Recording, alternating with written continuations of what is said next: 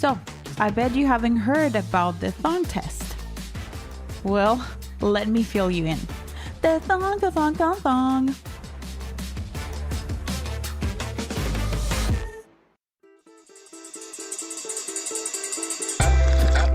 And as I end the soldier and poet.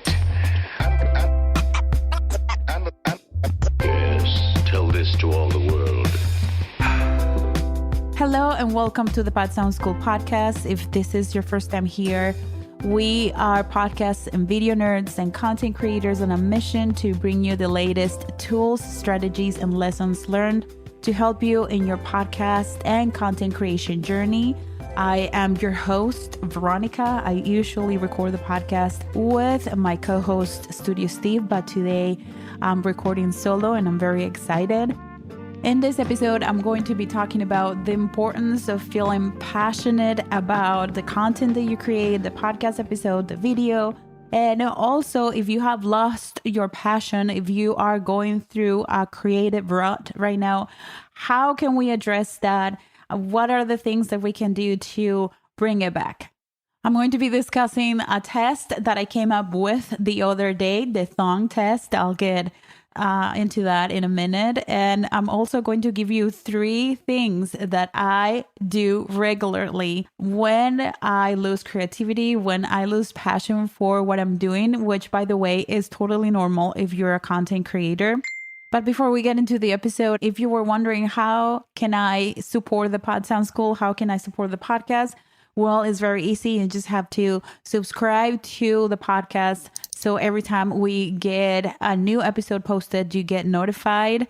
And also make sure that you take some time to leave a review for our podcast. That means a lot to us. And we read all our reviews and all of our comments on our YouTube channel as well. So all the love is welcome.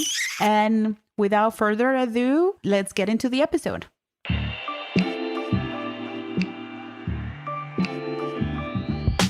So I'm going to start this episode with give you a little bit of context on how the thong test came about. It just so happens that I was taking a cycling class and the song thong came up. And I'm usually not very receptive to this song. I think when the song came up in the early 2000s, I thought, what a stupid song. And not to mention that over-sexualizes women.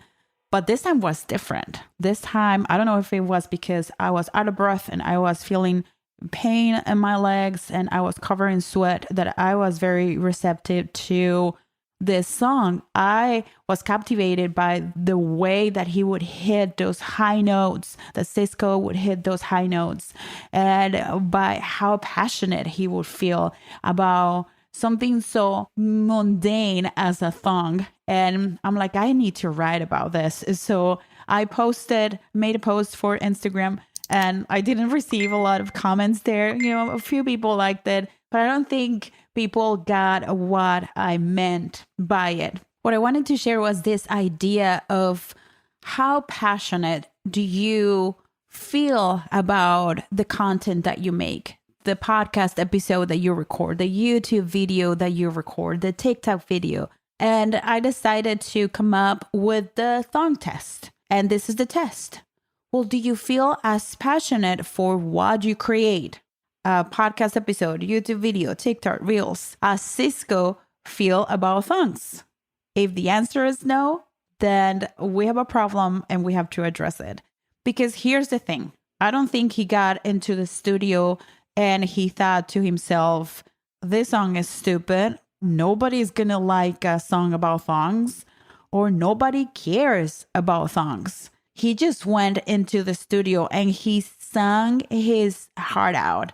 He put so much passion into that song that it's still, a hit. When it plays, it just gets me going.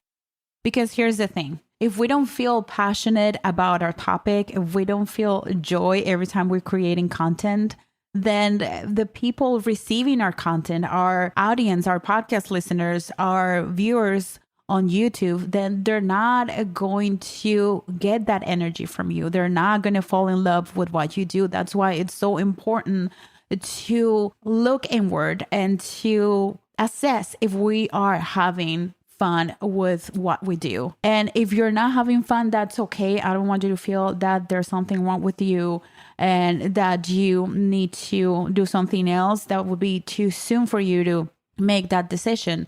Because we content creators, we get burned out. We're constantly thinking about our audiences. We're constantly thinking about the algorithms. We're constantly thinking about ways that we can make our content more visible. We're creating and creating and creating that sometimes we don't stop and assess what's going on and really see if there are ways that you can recover that passion. And I'm going to tell you, what are some of the things that you can do.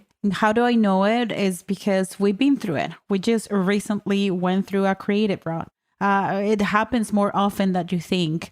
Our last one was due to illness. We've been sick since December, and it's been really hard for us to keep creating and for us to keep in that zone of genius. And we have to stop and we have to reevaluate. And we did the 3 things that I am going to share with you, that I'm going to help you to get excited about creating your content again. So are you ready? Let's do it. So the number one way that you can get your inspiration and your excitement back about creating your content, and these aren't in any particular order, but the number one is connect with your audience and get inspiration.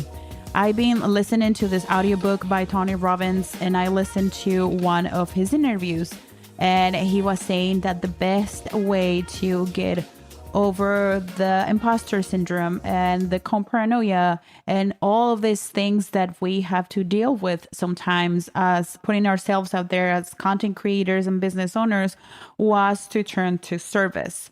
And that got such a profound impact on me, because every time that we have turned to service, every time we feel like we're not creative and we connect with our community, we go live, we ask questions, we reply to comments, we connect with them over Instagram, we get a lot of ideas and a lot of energy and a lot of inspiration and a lot of feedback about what we do, and that completely recharges us.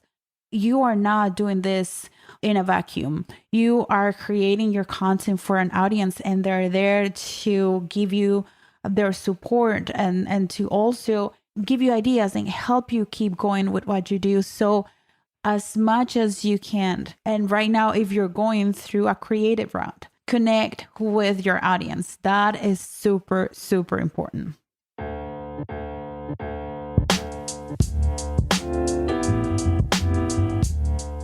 Number 2, número 2, create for the sake of creating. So we got into this pattern of, because we are really committed to grow our YouTube channel and we're committed to grow our podcast. And sometimes you get too caught up in what the algorithms want. And, let's just make this video because this is what people are searching for. And let's just make this video because this is what the YouTube algorithm is going to favor. And we just get our creativity gets boxed in, and we don't have a way to explore our creativity and to find joy in what we do if everything we do and create is dictated by an algorithm. So something that we have done is just create for the sake of creating. We create content that we want to create, that we think it's fun, so we get that creativity going again. That is also something that helped us to recover our passion for what we do. And that is just to create for the sake of creating. Number 3, número 3. Learn something new. This has been a big one for me. Since I was a little girl, my brain needs information. And I need to be learning something new, a new skill, a new strategy, new information. My brain just needs it. And sometimes we get too busy doing things for our business. We get too busy talking to our students and making things for our clients that we don't have time to learn new things. And lately we have made a commitment to carve out a time for us to sit down and to enroll in take an online course, or get into a mastermind or a webinar, or read a book, anything that can help us to turn that information around and help our community and help our students and clients. So that is something that I would recommend for you to do if you are a learner like me, and if learning new things get you excited. And the best part is that those things that you learn, the more you learn, the more you'll be able to share that with your audience. So that is just a win-win for you and for your audience. So, my friend, I hope you enjoy this episode with me. I'm going to be recording more episodes by myself. I have everything set up here in my studio. If you want to check out how I set up my podcasting and my video podcasting studio here in my office, we posted a video on our YouTube channel not too long ago. I'm going to link that video here in the show notes. Also, don't forget that if you are starting your podcast, if you want to start your podcast, we have a free training that will tell you what are the steps that you need to do to launch your podcast in a way that will bring you downloads, in a way that will bring you a lot of exposure for your podcast. So I'm going to leave the link for that free training in the show notes too. Or you can go to podcastingsmart.com. It's taught by me and Studio Steve. And the last thing, please come and say hi to me on Instagram at Pod Sound School.